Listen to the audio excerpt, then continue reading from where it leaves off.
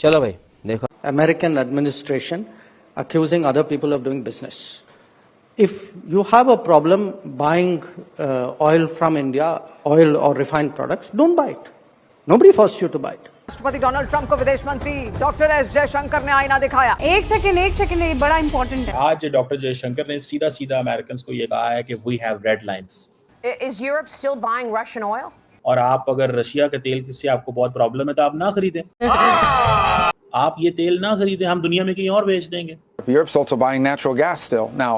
तो विदेश मंत्री एस जयशंकर ने दो टूक यहाँ पर साफ-साफ कह दिया, अपने हितों की रक्षा हम करते रहेंगे।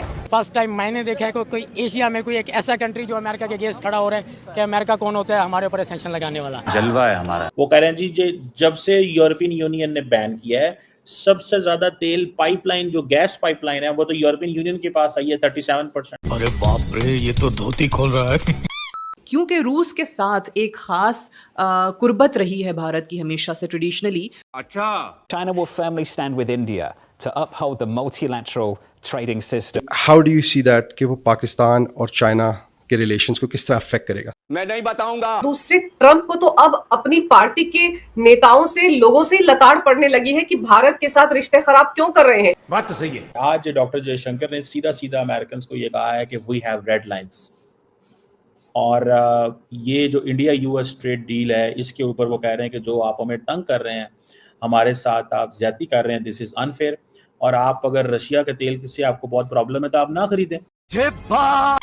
जो चाइनीज इंडिया को मशवरा देते थे कि if you will give bully an inch he will take a mile, लगता है इंडियन समझते हैं कि हमने अमेरिका को इंच भी नहीं देना। आएगा मजा खेल का। तो ये एक चीज है, वो कहते हैं ये चाइना के ऊपर ये कानून अप्लाई नहीं होता, ये इंडिया के ऊपर कानून आपके अप्लाई होते हैं, तो हम ये नहीं बर्दाश्त करने वाले।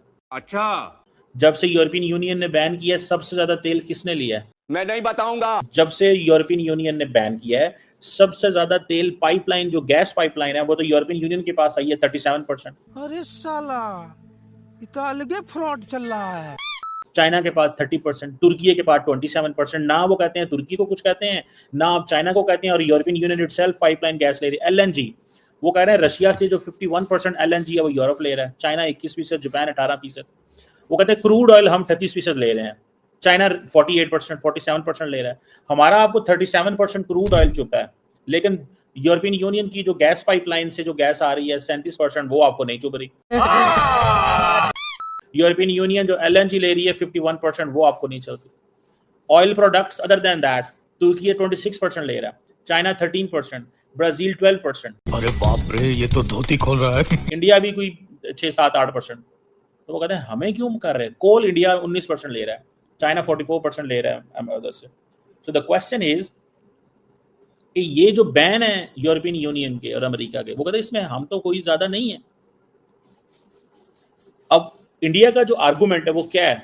इंडिया का argument is on this thing कि we are basically giving stability to the international market domestically in India and to the world. और साथ में इंडिया ने ये भी कहा है कि हम अब 30-40 मुल्कों से तेल खरीदते हैं, 30-40 मुल्कों से तेल खरीदते हैं। और ये वो चीज वो कह रहे हैं कि ये आप जो है ऑयल जो है इसको मार्केट जो है वो स्टेबलाइज करती है।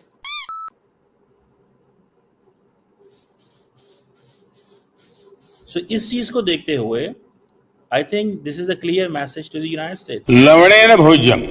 दूसरे ट्रंप को तो अब अपनी पार्टी के नेताओं से, लोगों से लताड़ पड़ने लगी है कि भारत के साथ रिश्ते खराब क्यों कर रहे हैं। ये क्या हो गया?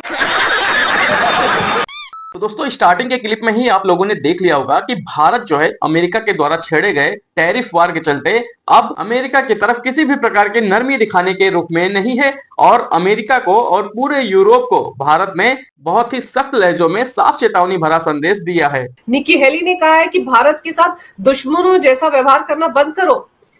आपने बहुत अहम प्रश्न पूछा है बेटा कि ये क्या हो रहा है भारत और अमेरिका के बीच जो द्विपक्षीय संबंध है, जबकि बराक हुसैन ओबामा ने कहा था कि ये तो डिफाइनिंग पार्टनरशिप होगी ऑफ द 21st सेंचुरी। क्या हुआ था 1998 में प्रतिबंध हम पर लगाए थे अमेरिका ने जब हमने अपनी न्यूक्लियर एक्सप्लोजन की। उसके बाद फिर 9/11 हुआ 2001 में। अमेरिका समझा कि भारत आतंक के अगेंस्ट जो जंग है, पहले तो हमें सीरियसली नहीं लेते थे, फिर लेना शुरू किया कि भारत हमारा पार्टनर बनेगा। तो उसके बाद फिर अमेरिका हल्के हल्के करके हमारे संबंध बहुत मजबूत होते गए, भरोसा बहुत था। टेक्नोलॉजी वहां से आई, एक आईसेट हमने लॉन्च किया which was agreement on critical and emerging technologies. बहुत कुछ हुआ, हमारे एनएसए का बहुत अहम रोल था उसके अंदर, उस साइड से भी एनएसए का रोल था।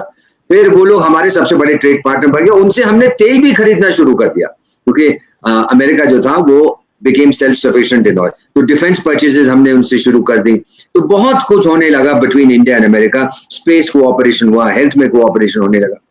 लेकिन फिर एकदम से क्या होता है कि एक व्यक्ति आता है, कोई भी देश, दुनिया में कोई भी देश नहीं चाहेगा कि उसके ऊपर प्रतिबंध लगे और उसके कंधे पर चढ़ के अमेरिका ग्रेट अगेन बने। नहीं नहीं नहीं, इसके बाद जो आएगा ना अगर दूसरा प्रेसिडेंट, तो वो मांगा नहीं, वो माबा करेगा। माबा होता है मेक अमेरिका बेटर अगेन। क्योंकि मैं तो इस समय लेह में बैठा हूँ, लद्दाख में, और आप देख रहे हैं यहाँ पे तो बहुत शांति है। तो अमेरिका की जो नौटंकी है ट्रम्प साहब की, बहुत दूर की लगती है।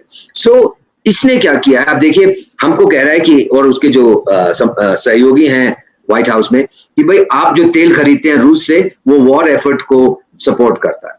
चलिए मान लीजिए, तो आप उस करके मुझ पर प्रतिबंध लगा रहे हैं, चलिए ये भी बड़ी अच्छी बात है, मैं मान गया। लेकिन यूरोपियन यूनियन और जापान तो तेल खरीदते थे, लेकिन वो तो हथियार भी देते थे यूक्रेन को, वो तो आपका समर्थन करते थे, तो फिर उन पे टैरिफ क्यों लगाए?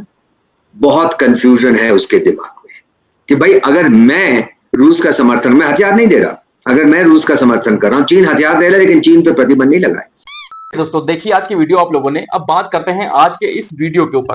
तो देखिए दोस्तों, हमेशा से ही अमेरिका का ये मुद्दा रहा है कि भारत जो है वो रसिया से ऑयल ना खरीदे, और भारत ने हमेशा से ही अमेरिका को बड़े सख्त लहजों में ये जवाब देता रहा है कि भाई हम अपने देश के हितों के अनुसार, हम अपने देश की जरूरतों के अनुसार, हमें जहां से सस्ता मिलेगा, जहां से हमें अच्छे ऑफर मिलेंगे, हम वहां से तेल खरीदेंगे। अब क्या आप हमें बताएंगे कि हमें कहां से तेल खरीदना चाहिए, कहां से तेल नहीं खरीदना चाहिए? और यही बात दोस्तों भारत आज तक कहता आया है और आगे भी कहता रहेगा कि भारत की जरूरतें सबसे पहले होंगी, ना कि किसी देश का दबाव। अब अमेरिका और भारत के बीच में भले ही जितनी जो ट्रेड चल रही है उन पर भले ही काफी असर देखने को मिले, लेकिन भारत और रूस के बीच में जो ट्रेड चल रही है उनका असर अमेरिका के किसी भी टैरिफ के दबाव के चलते उन पर नहीं पड़ने वाला है। यह भी हाल ही में हमारे जो विदेश मंत्री हैं उन्होंने ये चीजें कही, और उन्होंने अमेरिका के साथ साथ पूरे यूरोप को बेनकाब किया है। बेनकाब इस तरीके किया दोस्तों, उन्होंने एक प्रेस कॉन्फ्रेंस में बताया कि भाई हम रूस से जो तेल खरीदते हैं वो सबसे बड़े खरीदार नहीं है, सबसे बड़ा खरीदार रूस से तेल लेने वाला वो है चाइना। दूसरी तरफ दोस्तों नेचुरल गैस और फर्टिलाइजर की अगर बात करें तो उसका सबसे बड़ा खरीदार है पूरा यूरोप।